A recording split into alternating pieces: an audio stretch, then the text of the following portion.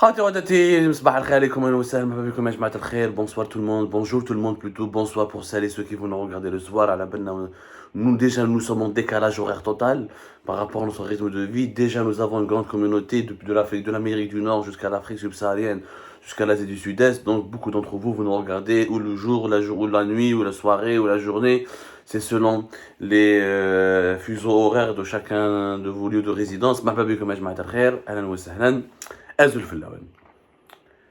C'est un fait qui prouve que ce que nous avons dit sur Algérie part.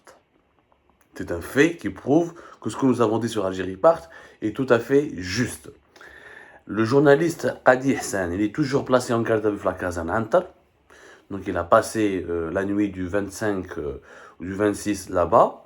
Et hier, le 25 décembre, après son arrestation, le 24 décembre, vers 2h du matin, Zemmouri, il a été arrêté à 2h du matin. Il a été appelé au téléphone à minuit et demi par la caserne, par les enquêteurs de la caserne Antar, qui est le centre, le CPO de la DGSI, le centre principal des opérations de la Direction générale de la sécurité intérieure, la plus puissante et la plus importante branche des services secrets algériens. عيطوا له d'abord au téléphone, وقالوا له روح. Il n'a pas pu se présenter. Je suis très loin, Boumerdès. Est-ce que ça peut pas attendre le lendemain matin? Alors, ok. Dès qu'il a raccroché, 2 heures après, il trouve une équipe devant chez lui. Zemmouri, sa résidence secondaire. Ouais, je suis Alger. Je pense, si je me trompe pas, à Del Ibrahim. Il vit Qadi Hassan. En tout cas, il a été arrêté. Oudawa. La caserne Antar, il a passé la nuit là-bas du 25, du 24 au 25. Voilà. Le 25, le 24, la fin de l'après-midi, la perquisition, fermeture des locaux de Maghreb Émergent de Radio M. Il a passé encore une deuxième nuit, donc du 24 au 25, la caserne Antar, où le père et sa famille sont partis le voir à la fin de la journée. Et Maghreb Émergent, ils ont publié un communiqué dans lequel ils font part de ce que sa famille, de ce que Qadi Hassan a dit à sa famille. Donc c'est quand même incroyable cette histoire. Un journaliste qui est maintenu en détention à la caserne Antar. Je mets à la caserne Antar, c'est un lieu de hyper important pour les services secrets algériens, un lieu hyper névralgique, sensible, très sensible. Et un lieu lugubre. Parce que à Casa Antar, normalement, il n'y a que les terroristes, les personnes les plus dangereuses, les espions étrangers qui passent par là-bas. Normalement, c'est un lieu de détention et d'enquête sur les personnes les plus dangereuses. Je vous la symbolique. Qadi journaliste في عنتر. في وقت بوتفليقة كنا يعيطونا في عنتر. أنا جيت على عنتر. J'ai pas passé la nuit. Pratiquement, نقول بلي حكموني à minuit. طلقوني 5h 6h du matin. رحت ربح. يهضروا معاك etc. interrogatoire. Tu signes un PV ou tu رايح. المرة هذه يا جماعة c'est complètement différent. La nouvelle Algérie a totalement à piqué, vraiment on est dans une dimension de folie et de psychose irréelle. Irréelle. سيد journaliste. اسمحوا لي يا جماعة لا قدرت فيها هذا. سيد journaliste. حكمتوه la première nuit. Pourquoi n'a pas été relâché? هضرتوا معاه. أنا jusqu'à maintenant. Qu'est-ce qu'il a dit? Qu'est-ce qu'il a dit?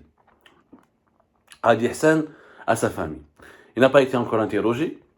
Il n'y a pas eu de PV. Raho, maintenu juste en garde à vue, il est bien traité. C'est même parce qu'il y a torture ou darb. Mais il dit les journalistes. Mais les journalistes, mais il dit je mets à la DGS. Les services secrets algériens en général ne torturent pas les gens. Qu'est-ce que je mets là? حكاية التيروريزم ou les grands trafiquants de drogue ou les grands criminels, les bandes criminelles, surtout le terrorisme, je peux vous dire que les pratiques de la torture sont quasiment systématiques, mais en tout cas pour la presse, pour les délits d'opinion et les délits de presse, ça jamais les services secrets algériens ne vont torturer ou ne vont toucher à l'intégrité physique de quelqu'un. C'est objectif. Noir, blanc c'est blanc. Par contre, le fait qu'il ne soit pas encore interrogé, qu'il n'y ait pas eu de PV et qu'il est maintenu comme ça en détention, ça veut dire que la DGSI, les services secrets algériens ne sont pas à l'origine de cette arrestation. Parce que leur boulot, c'est pas de s'intéresser aux journalistes. C'est la première fois qu'un journaliste passe 2 nuits à la caserne Antar. Je n'ai pas dans ma mémoire un fait pareil. D'habitude, les journalistes ils disent même pas une nuit, 5-6 heures, 10 heures maximum, يقول لك يتربح على روحك. Tu signes un PV, il se عليك, il te rappelle les lignes rouges, il essaie de comprendre pourquoi tu as franchi ces lignes rouges, il t'engueule, on est engueulé, oui, c'est vrai, par exemple, moi j'ai été engueulé, on te crie dessus, etc., on te fait peur, mais on te relâche. Mais ça reste gentil. C'est pas quelque chose c'est un mélange, on t'engueule et on te fait raisonner. Voilà ce que leur rôle, les services secrets. Et encore, quand ils le font forcé. Parce que c'est pas leur boulot. Ana fi Bousfliqa 2018, été 2018, quand j'ai été arrêté par la DGSI, par Jmaat Antar, عيطوا لهم من الفوق. عيطوا لهم من الفوق.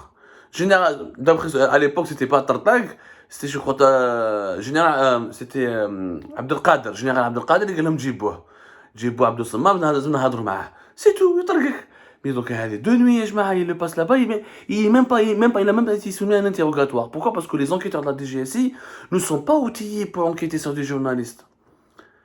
La DGSI, encore une fois, c'est la sécurité nationale, c'est la lutte contre le terrorisme, la menace terroriste, la menace criminelle très dangereuse, la criminalité transfrontalière, les atteintes à la souveraineté nationale, le contre-espionnage, comment neutraliser et repérer les espions étrangers, comment se protéger contre les attaques venant des puissances étrangères. Voilà ce qui est leur rôle. Am حاصلين به.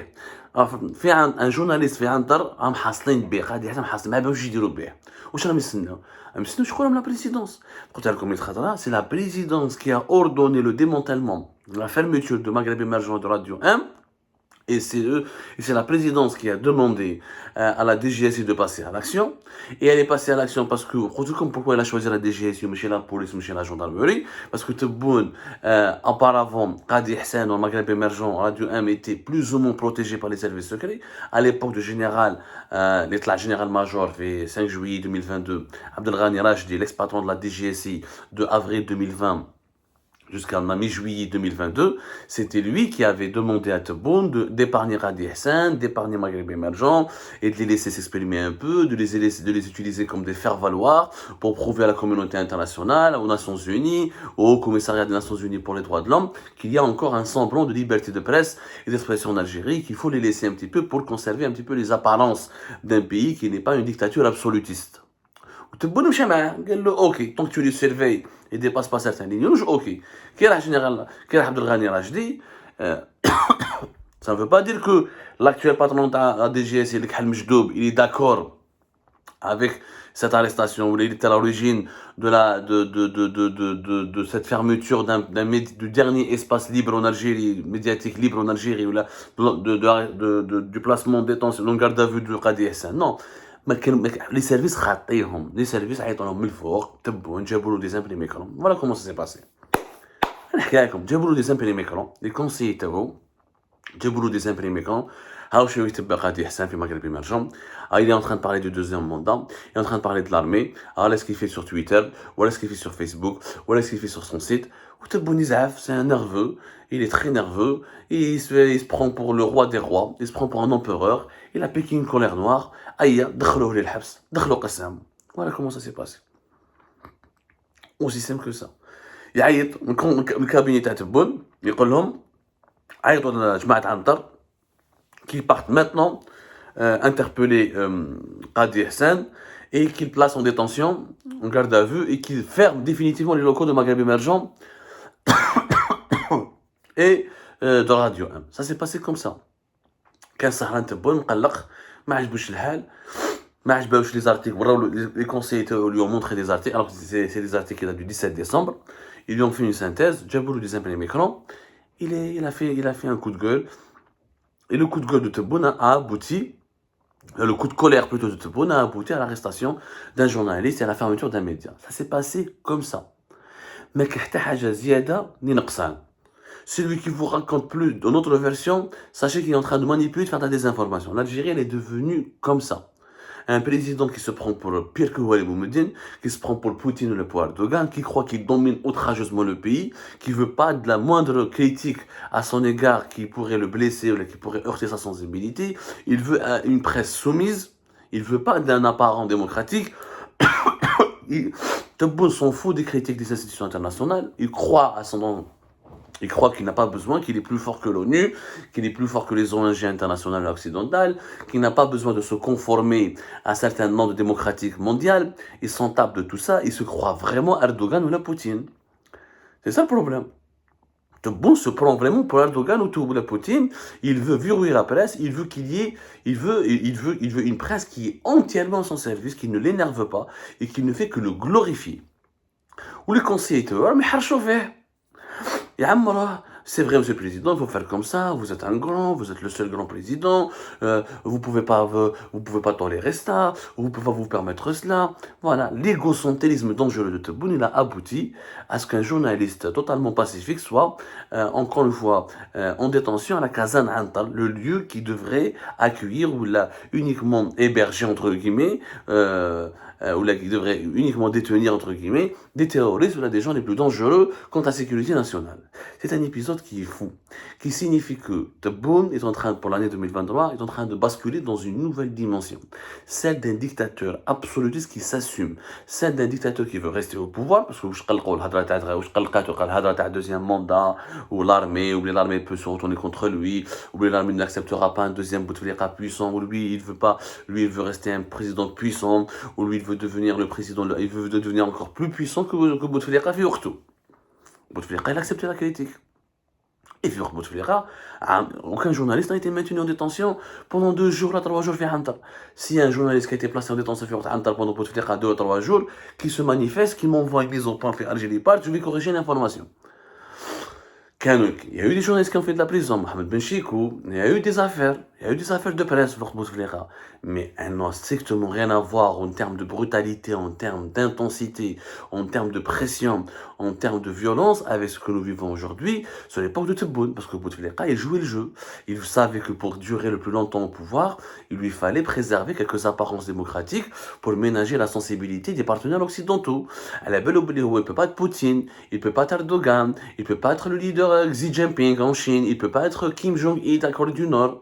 L'Algérie n'est ni la Corée du Nord, ni la Chine, ni la Turquie, ni encore moins la Russie, et qui n'a pas les moyens de se mettre à dos l'Occident, et que vu la proximité géographique et politique et économique de l'Algérie avec l'Occident, il se doit de se conformer à certains standards occidentaux, et que si l'Algérie ne respire pas un petit peu, les Algériens c'est un peuple qui sont jaloux de leur liberté, c'est pas les Chinois, et c'est pas les Russes. C'est pas les Nord-Coréens. Les Algériens, ils aiment la liberté. Ils se battent pour leur liberté depuis mais le printemps de 1980, pour ne pas dire depuis bien avant l'indépendance. Depuis octobre 88, les Algériens ils ont besoin d'une presse libre. Ils ont besoin d'un espace d'expression libre. L'Algérien veut la dictature, avec le despotisme intelligent. Mais la dictature absolue, où tu parles pas, où tu respires pas, pour le moindre mot, c'est pas possible. من المستحيل ولو كونسيي هذا ولا لي كونسيي اللي قالوا تبون armé parce que le Qadi Hassan il est en garde à vue, il y a encore une chance pour qu'il s'en sorte, encore une chance, parce que s'il est mis en prison et en détention pour avoir écrit sur le deuxième mandat et les relations de Tebboune avec l'armée, c'est une grave erreur pour Tebboune. Si Tebboune croit qu'il va faire passer le deuxième mandat avec la terreur, alors غلط. راهو غلط بزاف ولا عطالو ليدي هذه راهو يغلط فيه وراهو يديه في طريق ماشي مليحه.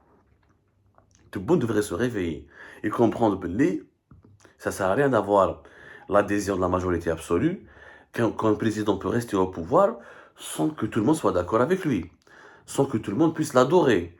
Mettre Qadi Hassan en prison, c'est une énorme erreur qui prouve que Tebboune veut l'instabilité de l'Algérie, veut l'insécurité pour l'Algérie, et il veut créer des zizanies en Algérie. Parce que, Qadi Hassan, tous les projecteurs des ONG internationales vont être braqués sur l'Algérie, les parlementaires européens, les institutions de l'Union européenne, les démocraties occidentales vont tous se méfier encore plus de l'Algérie. L'Algérie redeviendra au centre de toutes les critiques et les lobbies les plus hostiles à l'Algérie, que ce soit au Maroc, ou là, en Arabie Saoudite, ou là, aux Émirats, ou là, en Turquie, ou là, partout à travers le monde, vont se mobiliser contre l'Algérie pour dire, voilà, regardez l'Algérie, c'est un pays instable, mais on a les emprisonnements, les journalistes ne peuvent pas s'exprimer, le président est un dictateur, et et qui dit dictature dit risque d'instabilité. Parce que pour qu'une dictature soit tolérée, il faut qu'il y ait une économie florissante, une croissance à 2 chiffres, des centaines de milliards d'exportations, oui, des gratte-ciel. Le cas l'Algérie est une grande puissance économique, c'est une dictature, qui m'a la Chine, la Turquie, plus ou moins. On a une puissance économique, on a une puissance financière, on a ça veut dire que nous sommes un pays instable politiquement, un pays instable au cœur de la Méditerranée, et, et c'est le plus grand pays de l'Afrique, et ben c'est une source d'inquiétude pour la communauté internationale. Ça ne va pas rassurer la communauté internationale, et si tout le monde croit qu'il peut passer, il peut prendre son deuxième mandat en piétinant les angoisses de la communauté internationale, il se trompe lourdement.